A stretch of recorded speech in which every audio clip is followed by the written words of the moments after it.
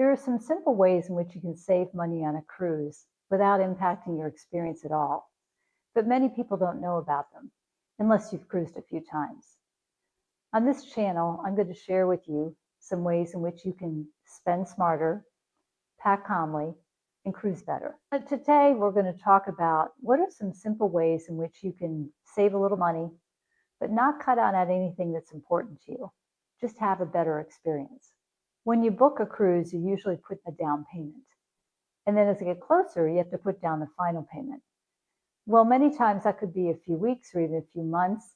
And oftentimes the prices of cruises can go down during that period of time. So it's a good idea to check in with the cruise line or with your travel agent just prior to that cruise and find out, are there special pricing that's being offered that you can take advantage of? It doesn't always happen, but it doesn't hurt to ask, and it has helped other people that I know, so definitely look into it. Many cruise ships will offer special promotions. It might be a free drink package. It may be some money toward onboard excursions. But bottom line is you have to ask about these special promotions. They're not usually just thrown in. Again, it's something to ask when you're booking the trip, but also it gets closer to the actual cruise experience. Sometimes the price of the cruise is not dropped, but they've added in a few extra things. So it doesn't hurt to ask to find out if there are any special promotions that you can take advantage of. So when you're sailing on a cruise, the key is getting value for the money you're paying. And so when you think about when you're booking the cruise, you want to look at the price, but also look at what you're getting. So not every package is the same. For example, I found that depending on how I was booking the cruise, in some cases, I could pick the room that I wanted. In others, the price was different because you were just going to get a random room assigned to you in terms of the open cabins.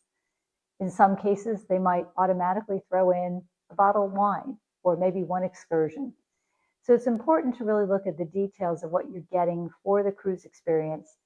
And if there's another price and includes things that you value, then it's something to be considered. So don't just look at the price, look at the overall value based on what's important to you. One of the things to consider on a cruise ship is the cabin you're going to be getting. Now, in our case, my husband and I, we tend to like a quieter room. So we'll want to make sure up front that we're getting a cabin that's not under something in terms of a big entertainment area or a noisy kitchen. Now, other people may not be disturbed by those things, but it's something to weigh for yourself and decide, what makes sense and is it worth it to pay for something a little bit better? Because many cruise ships can be totally booked out. And so therefore getting on and having a problem could be challenging to try to move rooms. So when we're going to a port, we like to think about what time we're going to be getting off at the port and what time we're getting back on. It's something that we consider before we book any excursion. Because, for example, if we heard that there's some interesting things at the port, and yet we're looking at excursions that are really going to take the full day, we have to stop and ask ourselves, is it worth it to even pay for an excursion when we can do a lot of interesting things right at the port and have more time enjoying that location as opposed to spending a lot of time on a bus? It's something to look at. Of course, if you're going to be at the port for a longer period of time, then maybe the opportunity to do both things. But just know that by going on a long excursion, you're going to forfeit the opportunity potentially to do some other things at the actual port. Just something to consider in terms of what's important for you. Cruise ships will offer different excursions. And if you wait until the end prior to booking, you may find that they'll offer some extra special deals. So unless there's something you really want to see, you could take advantage of an extra special offering right before you board. The other thing to consider would be, is there something you could do in the port location? Many of the port locations will have things that aren't just limited to walking around and exploring shops or restaurants. They might have, for example, a very convenient hop-on, hop-off bus, which allows you to get to a number of different sites. And what's great about that is sometimes people will say, well, you want to definitely go with an excursion from a cruise operator because you'll make sure that you'll get back in time. But if your plan is to simply go in the port and maybe get around and see a few things, then probably getting something like a travel guide that might be in that local area to show you around, or look at a hop on, hop off bus may meet your needs and may give you more flexibility in doing a little bit of things on your own while getting some guided experience from someone who's a local to the area. We've gone on cruises with several different cruise lines. And for the most part, we've been very happy with the dining in the dining rooms.